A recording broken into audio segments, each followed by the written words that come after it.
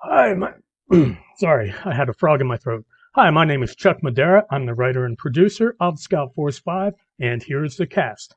Hey all, this is Farhan reading for Captain Jerick of Scout Force 5 for episode 6. This is Grace Yankee reading for Riggs in Scout Force 5, episode 6, Space Hopera. Hey guys, this is Stan Spranowitz, and I am playing the part of Dr. Glorblax, and this is for episode 6, Space Hopera. Hey, this is Britt Madeira. I'm playing the part of Sky in Scout Force 5, Episode 6, Space Hopera. Hey, here's an extra joke for you. What did the bunny disguised as a frog say? Rabbit. My name is Sam, and I'm playing the part of Ren. And I'm Craig Gaunt, your narrator. Scout Force 5, this is episode 6. Scout Force 5, Space Hopera.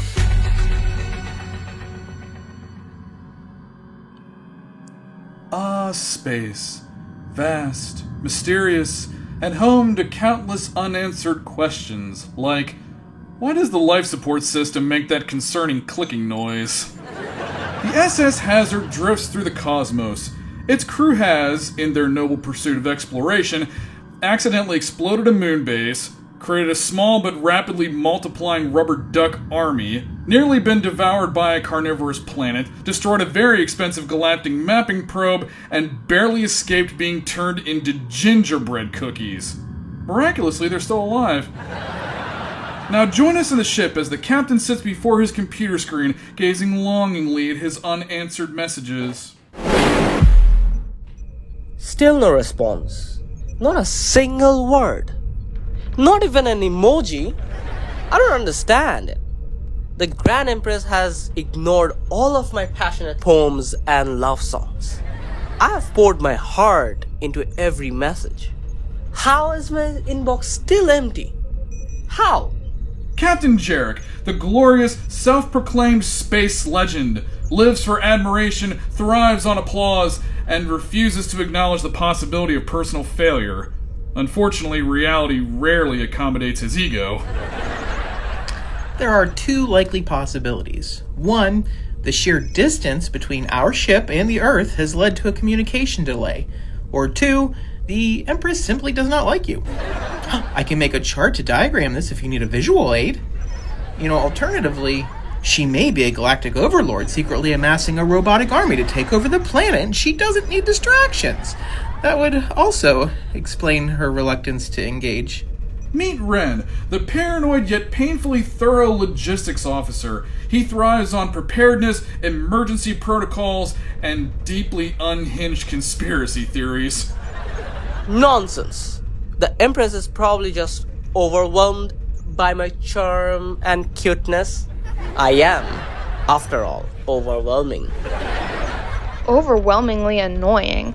Speaking of annoying, thanks to a certain reckless pilot, I may never get the gum out of the engine manifolds.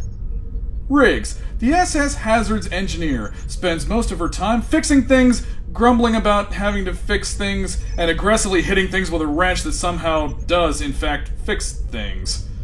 She has no patience for nonsense, which is unfortunate considering she's surrounded by it.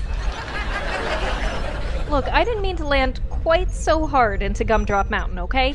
And I'm super sorry for all of the other things I may have broken.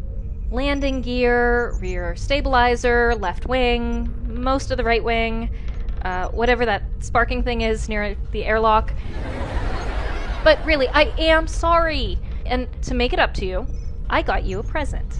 A token of my appreciation for all the fixing that you do. And you're gonna love it. Be right back. Stay right here. Sky, the reckless pilot, optimistic, adventurous, and deeply committed to pressing buttons she absolutely should not press.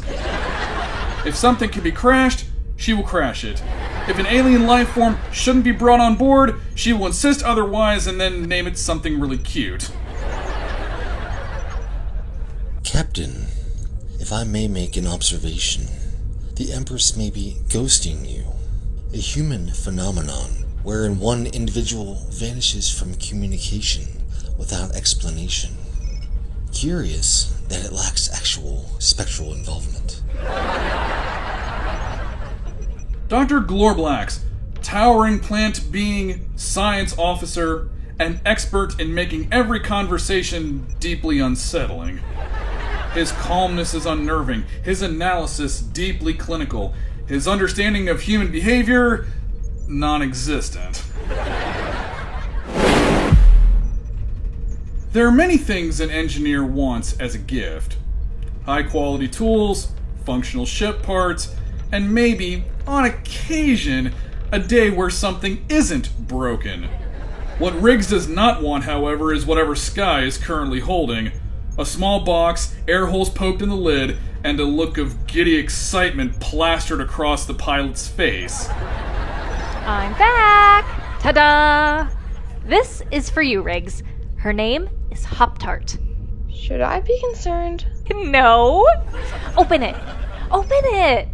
If something jumps out, I swear. Before Riggs can finish threatening Sky, something launches itself out of the box and lands squarely on her head. Ah! Frog! Frog! Frog! I hate frogs. Get it off!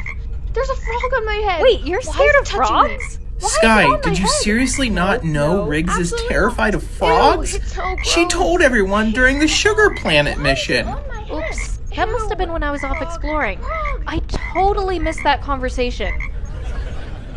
A fascinating specimen. Amphibians are not native to deep space. Where did you acquire this creature? Oh, I picked it up on that jungle planet that we visited, remember? The carnivorous jungle planet? The one that tried to eat us? Enough about the frog. We have more important matters to discuss. Namely, how do I win the affections of the Empress? Forget the frog. Forget the frog. Wait. Where is it? Oh no. It's in the ventilation ducts. Never fear, I have a plan. Sky, Glorblax, find that frog. Ren, help Riggs work through her frog phobia. Meanwhile, I will supervise from here while drafting my next message to the Empress. We're going on a frog hunt. Are you requiring a response to that statement? No, you're supposed to repeat it like this. We're going on a frog hunt. We're going on a frog hunt. Gonna catch Riggs is one. I'm gonna catch Riggs as one. But I'm not afraid. Given that I'm a 7-foot-tall plant-based life form, fear would be illogical. Glorblax, just say it. But I'm not afraid. But I'm not afraid. While Sky and Glorblax march off in pursuit of a very confused amphibian, Ren is left to deal with a very distressed engineer. Riggs, I understand fear better than anyone on this ship. It's my companion, my world, the very lens through which I view reality. Now please, have a seat. Let's discuss the problem of rhinidophobia. Tell me, when did this fear begin? A childhood incident? Maybe a frog in your sleeping bag at summer camp?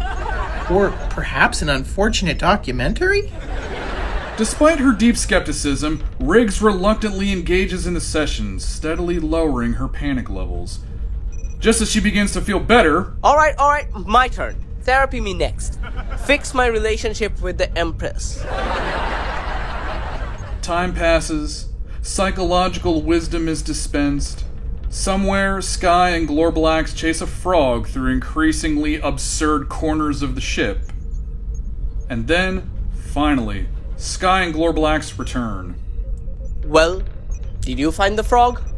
Our expedition yielded fascinating data regarding human search and rescue techniques, particularly the implementation of repetitive melodic elements.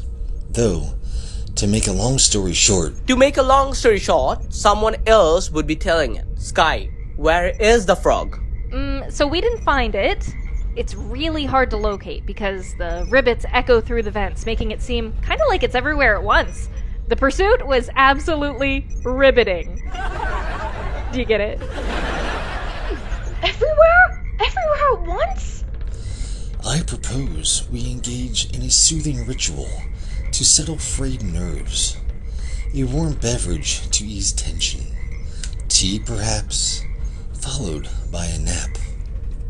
Naturally, I will not sleep in the traditional sense, but will instead utilize my circadian rhythm to metabolize stored energy. I can't sleep knowing that frog is out there. How can anyone sleep with all this riveting? Wait. Why did it stop? In the grand tradition of cosmic timing, a massive bolt of lightning chose that exact moment to strike the SS Hazard. Oh, would you look at that? You know, we must have drifted into an ion storm while we were playing hide-and-seek with Hoptarts. Warning. Life support systems failing. Oxygen levels declining. Please enjoy your remaining breathing time. The lightning strike has compromised our life support systems. According to my calculations, oxygen levels at 87% and rapidly declining. Well, I guess you could say we're about to croak. Is that too soon? That was too soon, wasn't it? No frog puns. Not now, not ever. Fascinating how humor emerges in crisis situations. Though I should note that as a photosynthetic life form, I will survive long after your oxygen depletion. I find this both comforting and somewhat awkward. Shut it, Glorblax! Ren, scan for the malfunction. The lightning fried the scanner's connections to the ship's systems. There are 47 different conduits that could be damaged. The statistical probability of finding the right one in time is... actually, you don't want to know the probability. Great. Just great. I'll have to check every single conduit manually. At least things can't get any... Ah! There's a frog in my toolbox! At this point, Hoptarts did what any self-respecting frog would do when faced with a screaming engineer. It made a break for the nearest escape route, which happened to be a very narrow maintenance tunnel. Oh, no, you don't. This ends now. Riggs, wait! Oxygen levels just dropped to 64%! Oh, this is not the time for exposure therapy. Our engineer is on her own.